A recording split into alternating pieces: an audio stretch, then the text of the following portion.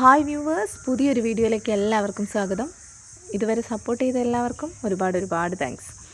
ഇന്നത്തെ വീഡിയോയിൽ ഞാൻ നിങ്ങളുമായിട്ട് ഷെയർ ചെയ്യുന്നത് നമ്മൾ പോട്ടിംഗ് മിക്സിൽ മണ്ണ് തിരെ ചേർക്കാതെ നമുക്ക് സക്സസ് ആയിട്ട് ചെടി വളർത്താൻ പറ്റിയ ഒരു മെത്തേഡാണ് കേട്ടോ. പക്ഷേ ഇത് എല്ലാവർക്കും പോസിബിൾ ആണോ എന്ന് ചോദിച്ചാൽ ചാൻസ് കുറവാണേ.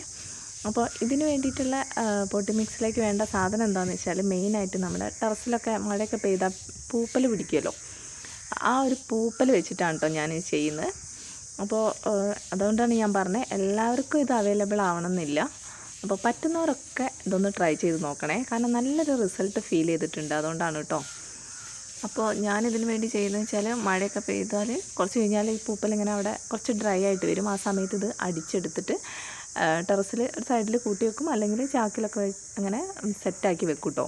പിന്നെ എനിക്ക് ടെറസിൽ കുറച്ച് കരിയിലയും വീഴാറുണ്ട്. അപ്പം ഞാൻ രണ്ടും കൂടെ ഒന്നിച്ചാണ് അടിച്ചെടുത്ത് വെക്കുന്നത്. അപ്പോൾ ഈ കരിയിലും കൂടെ ഇതിൽ നല്ല രീതിയിൽ മിക്സായി കിട്ടും. അപ്പം ഞാൻ കുറച്ചിങ്ങനെ എടുത്ത് വെച്ചതിന് ശേഷം ഇതിങ്ങനെ പൂപ്പിൽ നല്ല തണുപ്പായതുകൊണ്ട് തന്നെ കരിയില അതിലിങ്ങനെ ഒരു കമ്പോസ്റ്റായിട്ട് സെറ്റാവും കേട്ടോ. അങ്ങനെ ആവുന്ന സമയത്ത് നമുക്ക് പോട്ടി മിക്സിൽ നല്ലൊരു ചേഞ്ച് ഉണ്ടാവാറുണ്ട്. പ്ലാന്റിൻ്റെ ഗ്രോത്തിന് കരിയിലും കൂടെ ഇതിലെ മിക്സ് ആവുകയാണല്ലോ. അപ്പം ഞാൻ വെറും 3 ഇൻഗ്രീഡിയൻസ് വെച്ചിട്ടാണ് കേട്ടോ ഈ ഒരു പോട്ടി മിക്സ് റെഡിയാക്കുന്നത്. ആദ്യം പൂപ്പലും, പിന്നെ പൂപ്പലിൻ്റെ കൂടെ ഈ കരിയില ഇതിൽ സെറ്റാവും, അതും കൂടെ വരും. എന്നിട്ട് ഈ കരിയില ഞാനിത് ജസ്റ്റ് ഒന്ന് പൊടിയാത്ത കരിയിലകൾ ഒന്ന് അരിച്ചെടുക്കും കേട്ടോ.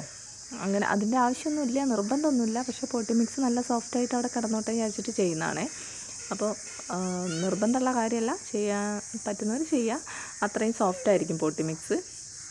ഈ ഒരു പോട്ടി മിക്സിൻ്റെ ഏറ്റവും ഒരു ബെനിഫിറ്റ് എന്ന് പറഞ്ഞാൽ പൂപ്പലിന് നല്ല തണുപ്പായിരിക്കും. അതുകൊണ്ട് തന്നെ നമുക്ക് ചെടികൾക്ക് കൊടുക്കുന്ന വെള്ളത്തിൻ്റെ അളവ് വളരെ കുറയ്ക്കും കേട്ടോ. ഞാനിപ്പോൾ 2 ദിവസം കൂടുമ്പോഴാണ് എൻ്റെ ചെടികളൊക്കെ നനയ്ക്കാറ്.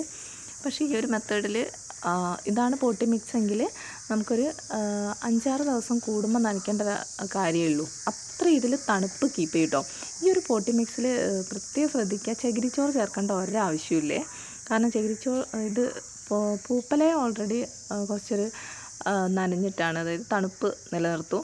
അതിൻ്റെ കൂടെ നമ്മൾ ഇതും കൂടെ ചകിരിച്ചോറും കൂടെ ചേർക്കുകയാണെങ്കിൽ ചിലപ്പം ഓവർ വാട്ടർ കണ്ടൻറ്റ് നമ്മളെ പോട്ടി മിക്സിൽ വരും. അത് പ്ലാന്റൊക്കെ ചീഞ്ഞ് പോകാനുള്ള ചാൻസ് കൂടുതലായിരിക്കും കേട്ടോ. അതുകൊണ്ട് നമ്മൾ ഈ ഒരു പോട്ടി മിക്സിൽ ചകിരിച്ചോറ് ചേർക്കേണ്ടതെന്നാണ് എൻ്റെ ഒരു അഭിപ്രായം. ഞാൻ ചേർക്കാറുമില്ലേ. അപ്പം ഞാനിത് അങ്ങനെ അരിച്ചെടുത്തിട്ട് ഇതിലേക്ക് പിന്നെ ചേർക്കുന്നത് എന്താണെന്ന് വെച്ചാൽ ചാണകപ്പൊടി അല്ലെങ്കിൽ ആട്ടിൻ കഷ്ണം പൊടിച്ചതാണ് എപ്പോഴും ബെസ്റ്റായിട്ട് ഞാൻ പറയുന്നത്. അത് കിട്ടാത്തവരുണ്ടെങ്കിൽ ചാണകപ്പൊടിയാണല്ലോ കുറച്ചുകൂടെ അവൈലബിൾ ആയിട്ടുള്ള, അത് ചേർക്കുക കേട്ടോ. ഈ ഒരു പീസ് ലില്ലീൻ്റെ പ്ലാന്റ് നിങ്ങൾ ശ്രദ്ധിച്ചാൽ നമുക്ക് മനസ്സിലാവും, അത്രയേറെ തൈകളാണ് എനിക്ക് ഈ ഒരു പോട്ടിൽ കിട്ടിയത് കേട്ടോ. അപ്പോൾ നമ്മളൊക്കെ പ്ലാന്റ് നടുമ്പോൾ വിചാരിക്കുക അത്രയും ബുഷിയായിട്ട് വരണം എന്നല്ലേ. അപ്പോൾ അതിന് പറ്റിയൊരു പോട്ടിങ് മിക്സായിട്ട് തോന്നി.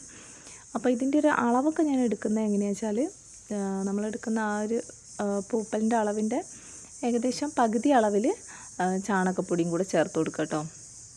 പകുതിയിൽ കൂടണ്ട കേട്ടോ, ഒരുപാട് വളമായി പോണ്ട, കാരണം വേറെ ഒരു മണ്ണൊന്നും ഇതിലേക്ക് വരുന്നില്ലല്ലോ.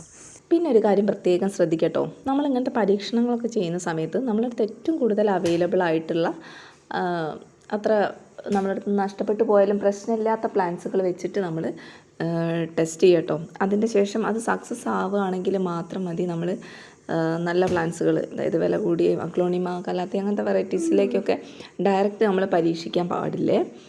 അപ്പോൾ ഇതിൽ സക്സസ് ആവുകയാണെങ്കിൽ നമുക്ക് ചെയ്യാമല്ലോ. ഞാനിങ്ങനത്തെ കൊടിയസ് പ്ലാന്റ് ഒക്കെ നമ്മുടെ അടുത്ത് കുറേ കാണുന്നതല്ലേ. അപ്പോൾ അങ്ങനത്തേലൊക്കെയാണ് പരീക്ഷണങ്ങൾ ചെയ്യാറ്. പിന്നെ അഗ്ലോണിമയിലൊക്കെ ചെയ്യുകയാണെങ്കിൽ നമുക്ക് ചെയ്യാം.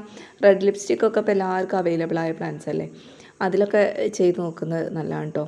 കാരണം അഗ്ലോണിമ, കലാത്തിയ പ്ലാന്റ്സുകൾക്ക് ഈ ഒരു പോട്ടി മിക്സ് നല്ല സക്സസ് ആവുന്നതാണ് തോന്നുന്നത്. കാരണം നല്ല തണുപ്പ് വേണ്ട ചെടികളാണ്, പക്ഷേ ഓവർ വെള്ളം കെട്ടിക്കിടക്കാനും പാടില്ല. അപ്പോൾ ഈ ഒരു പോട്ടി മിക്സ് ഞാൻ പറഞ്ഞല്ലോ, ഒരു 5-6 ദിവസം കൂടുമ്പോൾ നനച്ചാൽ മതിയാവും. അതുവരെ അതിൽ തണുപ്പ് നിൽക്കുന്നുണ്ട്. അപ്പോൾ അങ്ങനെയൊക്കെ കിട്ടുന്നതുകൊണ്ട് എനിക്ക് തോന്നുന്നത് ബെസ്റ്റ് ഒരു പോട്ടി മിക്സ് ആയിരിക്കുന്ന. ഞാനത് ചെയ്തിട്ടേ ഉള്ളൂ. അതിൻ്റെ റിസൾട്ട് ഞാൻ കുറച്ച് കഴിഞ്ഞിട്ട് കാണിച്ചു തരാം കേട്ടോ. പിന്നെ ഈ ഒരു 2 പ്ലാന്റും തന്നെയാണ് ഞാൻ ആദ്യമായിട്ട് ഈ ഒരു പോട്ടി മിക്സിൽ ടെസ്റ്റ് ചെയ്ത് നോക്കിയത്. 2ലും എനിക്ക് നല്ല റിസൾട്ടാണ് വന്നത്. കോളിയസ് പ്ലാന്റൊക്കെ എല്ലാവർക്കും നല്ല രീതിയിൽ അല്ലെങ്കിൽ തന്നെ വളർന്നു വരുന്ന ഒരു പ്ലാന്റ് ആണ് കേട്ടോ. പക്ഷേ ഇതൊരു ഫാസ്റ്റ് ഗ്രോത്ത് ആയിട്ടാണ് എനിക്ക് ഫീൽ ചെയ്തത്. ഒരുപാട് ബ്രാഞ്ചസ് ഒക്കെ വന്നിട്ട് നല്ലൊരു ബുഷിയായിട്ട് പെട്ടെന്ന് വന്നിട്ടുണ്ട് കേട്ടോ. ചിലതൊക്കെ സിംഗിളായിട്ടൊക്കെ വളർന്നു പോകുമല്ലോ.